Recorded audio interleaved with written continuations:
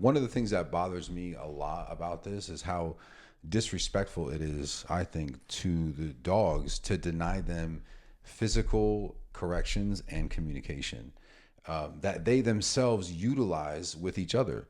Dogs bite, they nip, they snap, they bark at, they push, they nudge, they shove each other, all in an attempt to communicate with one another.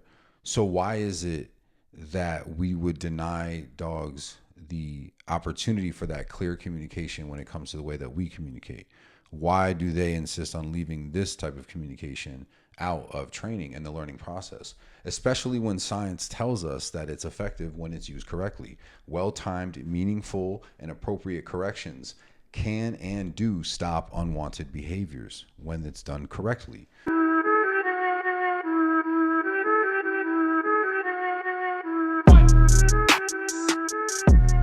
Welcome to another episode of the Pack Leader Mentality Podcast. Apparently, I have found my podcast voice today. Your opening show voice? My opening show voice. I don't know. She's hosting today. Antonio asked that I start the show. So I'm a here guest we on are. the Sorry podcast. if I threw you off. I don't know. Why are you talking while I'm talking? I'm fighting it's a struggle for the hierarchy of the host of the show. See? You're trying to dominate me, and I don't appreciate it. Okay. It's ridiculous. I think you need some Prozac. I see what you did there. I like it. Yeah. I like that. So that's a pretty much the topic of the show today. Drugging dogs. And yeah, let's just call it what it is. Drugging dogs with, what is it? Prozac, trazodone, fluoxetine or whatever. Yeah, it's happening more and more. It's kind of like an epidemic, if you ask me. And no shame to anyone that gives their dog any psychotropics, although I'm sure that some people are being lazy and looking for a quick fix. Although I've met a couple of dogs in my career that I would say could definitely benefit from those drugs and have benefited. And I'm not anti-medication, right? But it's a rising issue, and I think it definitely needs to be addressed. Drugs are being pushed as a first response. It's happening so much that there's actually a term called puppy Prozac. Get out. Yeah. Puppy Prozac. Puppy Prozac. That is so sad. That is so sad. I did not know that. Damn. Well, I do know this though. So check this out. In 2017, there was a market research firm named Packaged Facts, and they found that 8% of dog owners and 6% of cat owners use pet medication to treat anxiety or for calming purposes. And then according to the American Pet Products Association in 2021 for their annual report, and this is in 2021. So can you imagine what it is in 24? Yeah, today. Yeah. So 70% of U.S. households, or approximately 90.5 million homes, have a pet, which suggests that the number of pets on anxiety meds is in the millions. I believe it. That's insane to me. And, here's my question. Like, how many of those pets actually need medication? Like, they're redlined with their anxiety so bad that they actually need that medication. And, their issues weren't and could not be solved with balance training. Or how many are those, pets on it because people are resorting to quick fixes for, basic obedience or basic things that could be solved, right? Yeah. Like, how many people are resorting to that as a quick fix, like you said, or we're being pushed by force-free or vets, force-free trainers or vets to put them on that medication because they truly don't know how to handle it. Yeah. And I mean, I've had several clients tell me that when they went to their vet, all they did was mention, excessive barking, hyperactivity, nervousness, or even what they thought was anxiety. And almost immediately the vet was suggesting Prozac or something of the sort. And I think it's just, like I said, it's being pushed a lot. And I just feel like it's definitely a topic that needs to be mentioned and spoken on. Is this like really the direction that we're heading, in regards to dog behavior solutions? And and there's nothing against vets. We obviously utilize our vets for health reasons, right? Like, they're amazing at what they do. But then the question is since, they're not really maybe versed in dog training and behavior, are they really equipped to make that decision and just put them on anxiety medications that quickly without really pushing the owners to seek help. Maybe prove that that they looked for help and could not obtain the solution. And this is like the last resort. I feel like this industry maybe is not being really like filtered. Or I would say even just at the minimum suggesting like more physical and mental stimulation, more exercise. And I'm sure there are vets that Quality do, of life. right? But like how many don't that we're here now? Yeah. Recently, I had a client who had 3 force-free trainers come out and try to help them. And before reaching out to me, and they were dealing with dog-to-dog aggression. Layla was with me on this session. And one dog, who I'll call the bully, was staring down and being a bully to the other dog who really didn't want any issues. And all 3 trainers, who are self-proclaimed force-free trainers, vilified prong collars, e-collars, and any other sort of correction training method. And some of their solutions were, one of them recommended throwing water balloons at the dog who was being aggressive, which funny enough is actually a form of punishment and would not be considered a force-free method, approved method, which so, and then the other two both recommended Prozac or some sort of a psychotropic, and one of them out of those 2 was pushing super hard for rehoming the dog. Even like, and the owners were like, that's not an option. And they kept pushing it. Yeah. And, just to be clear, because I know I'm probably going to get a lot of comments about this, I'm aware that trainers, so for those of you that aren't force-free trainers, or trainers can't prescribe any medication or drug for dogs. They can suggest to the client that they talk to their vet about it.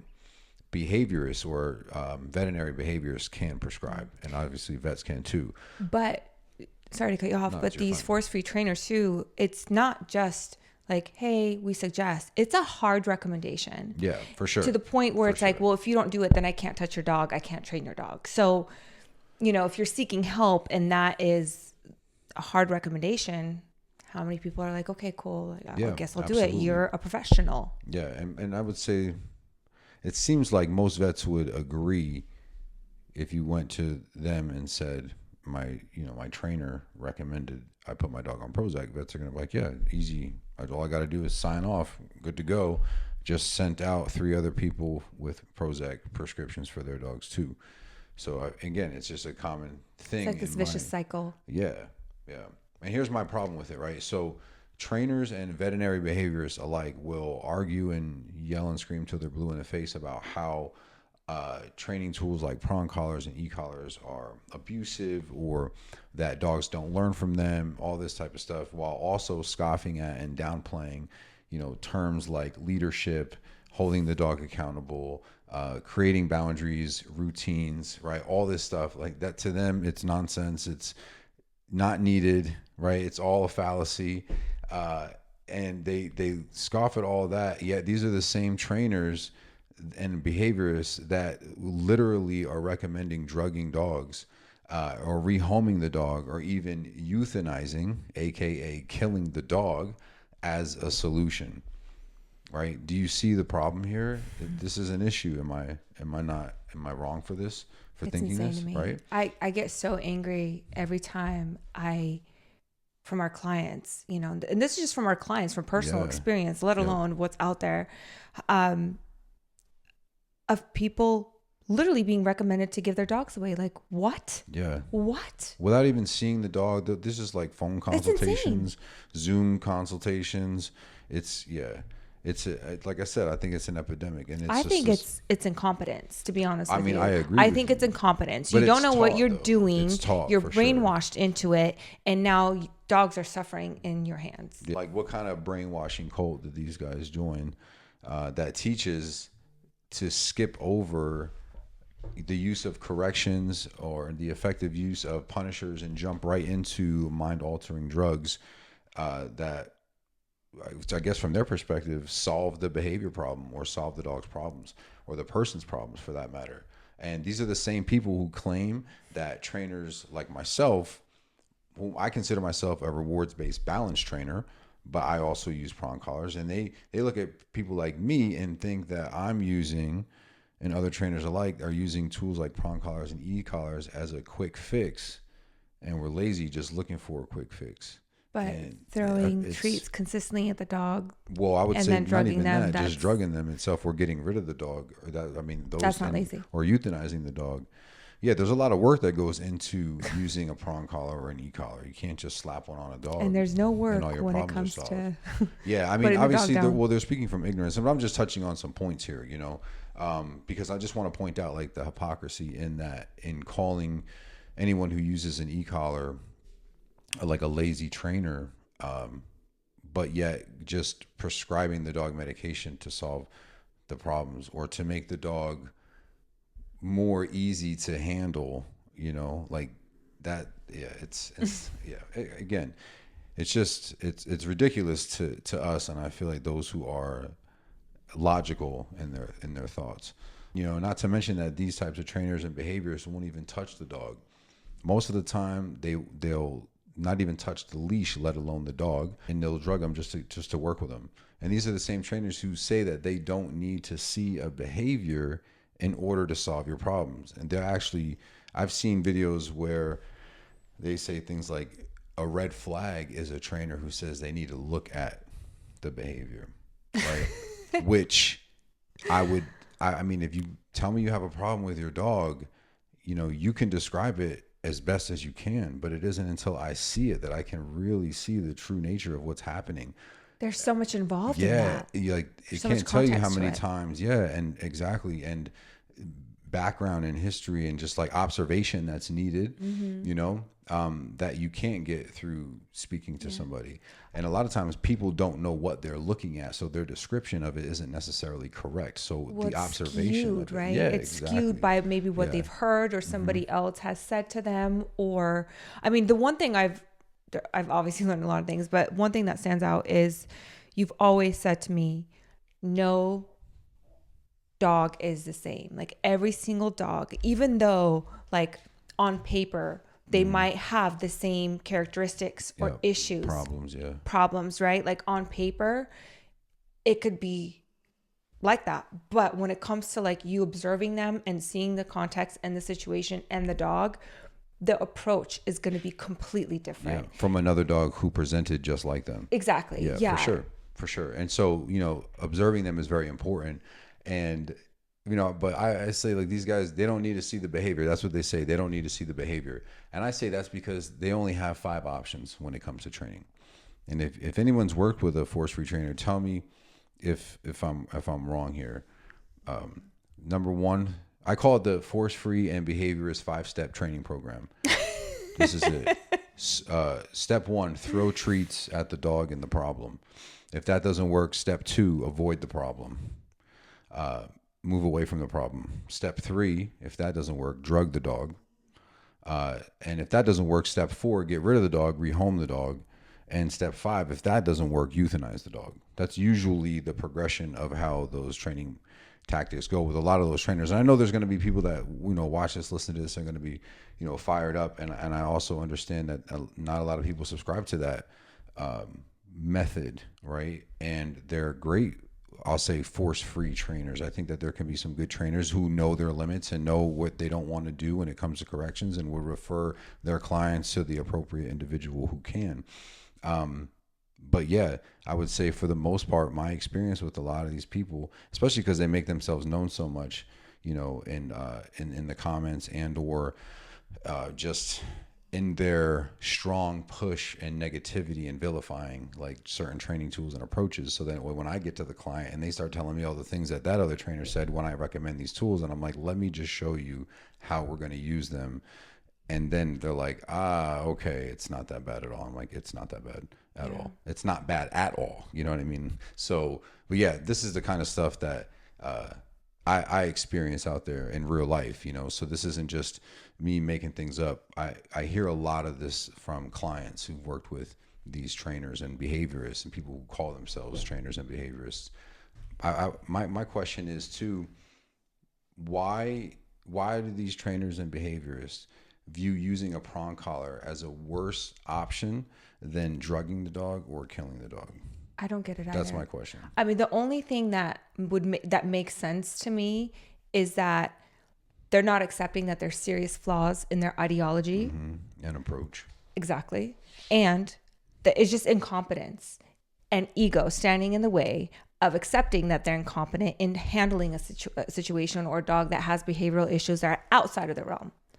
Yeah. And or that they're intimidated by. Yeah. So it's like, here, drug. It just, I know when we have these conversations in person, like I get so heated because I love dogs. We all love dogs, right? Like people are listening, and to think of how many dogs were put down, how many dogs are currently on medication that shouldn't be. And again, from personal experience, like how many dogs have you reversed? You've taken off medication. Yeah. I wouldn't even call it medication.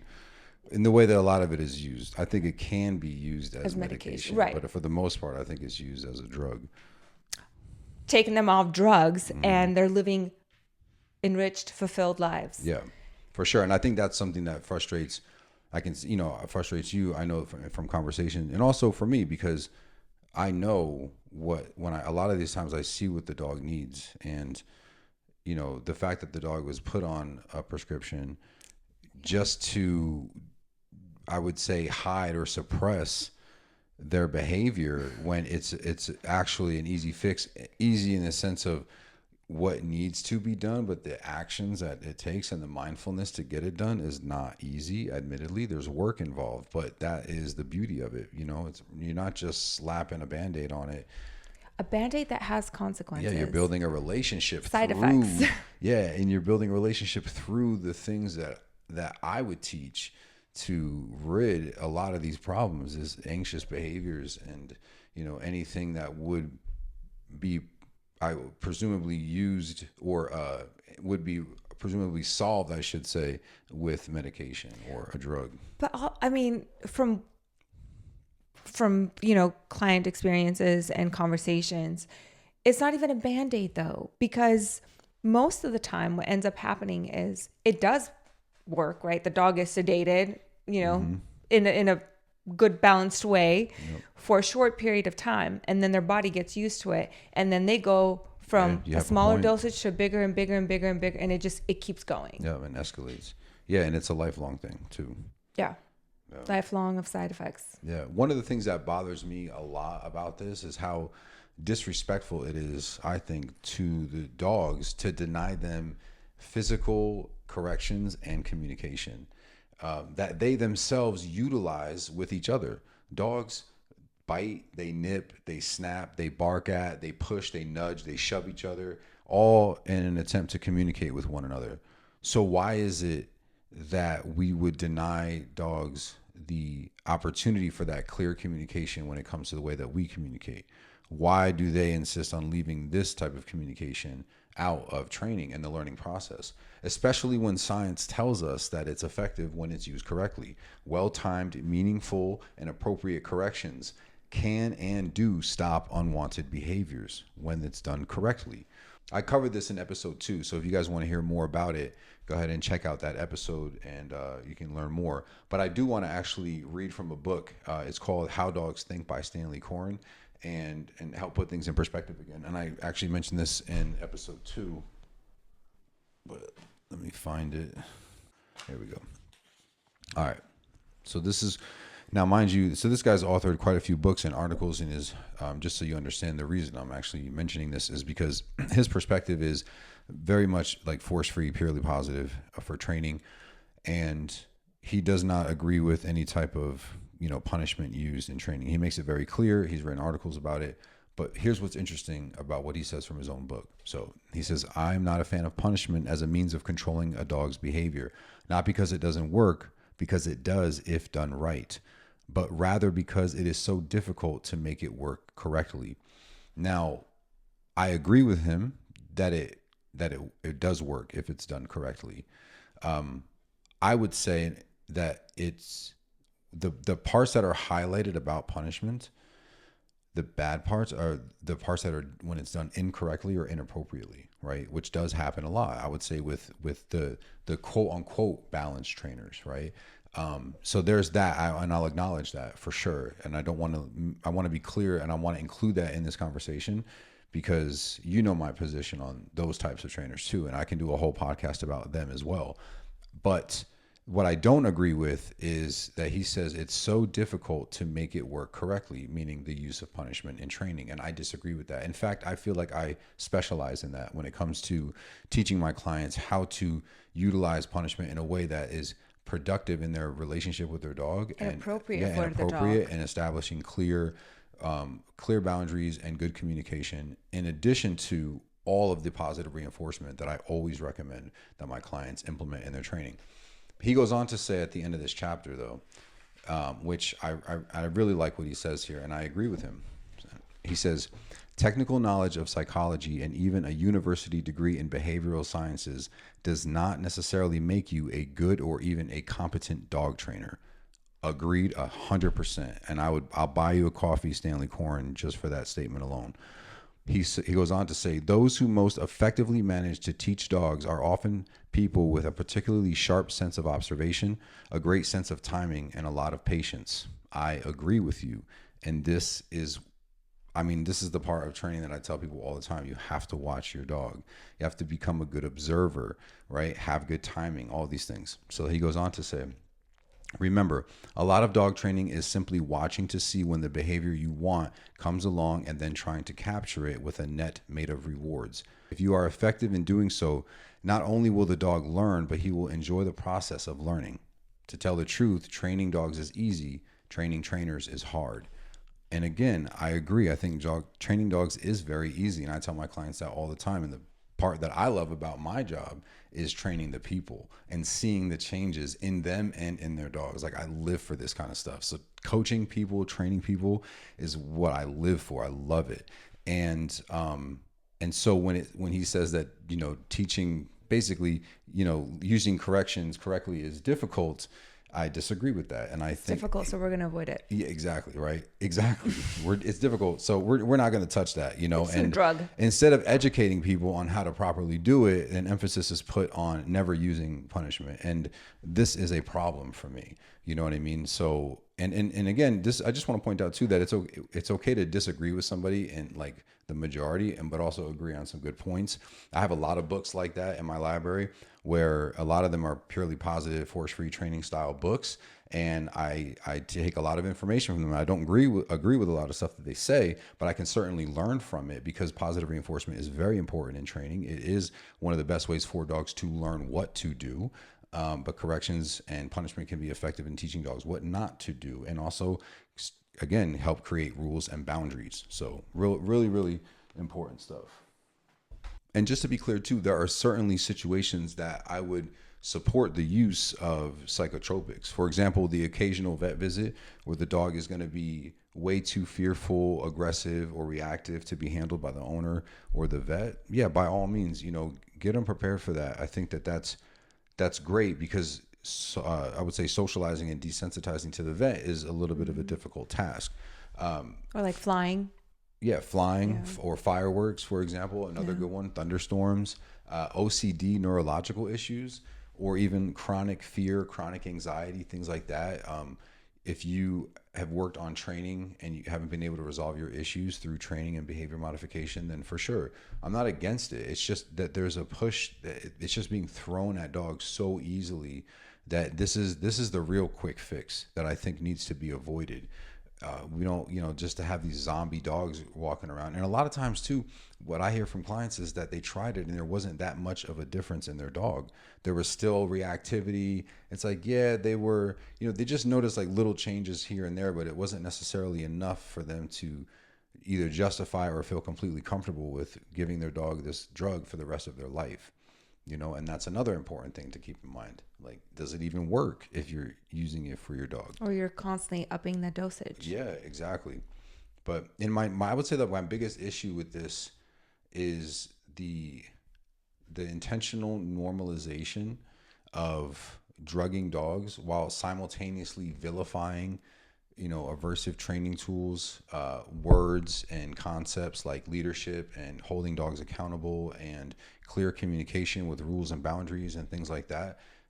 Why are we normalizing giving dogs mind and personality altering drugs instead of pushing routine physical and mental stimulation, clear communication, leadership, teaching people how to be leaders, establishing rules and boundaries, and giving meaningful consequences to dogs when they need them? Well, what's crazy too is that is called suppression.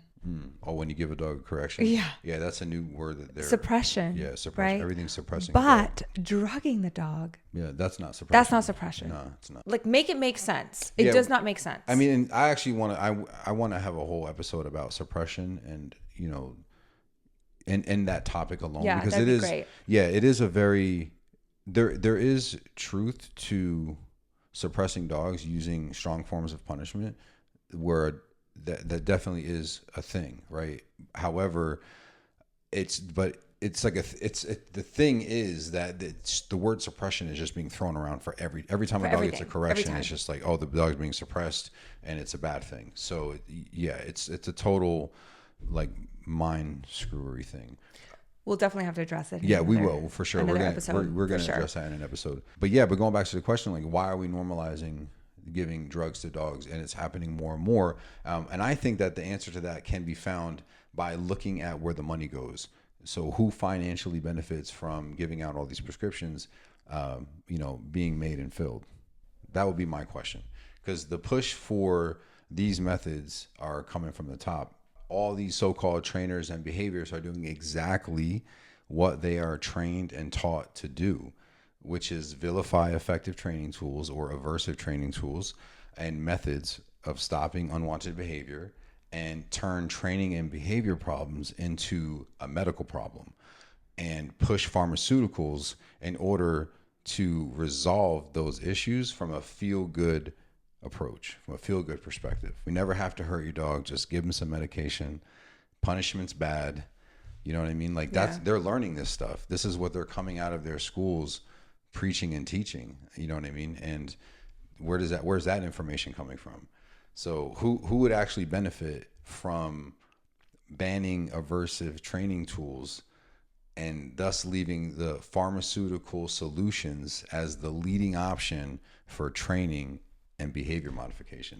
Well, I mean, who benefits from that? I'll let you guys. Yeah. I'll let you guys answer that question. And just to keep in mind too, that the pet industry is like a multi-billion-dollar industry, and the pet training industry. Yeah. So yeah, think about that. Just follow the money. And if you think that dogs or their owners would benefit, are the ones that are going to be benefiting from this push of a ban of aversive tools and a push for pharmaceutical solutions, I would disagree with that. Well, in human experience, when you take medication, that medication has side effects. Those side effects lead to other issues. Mm-hmm. Those issues lead to other medications, and it's this cycle.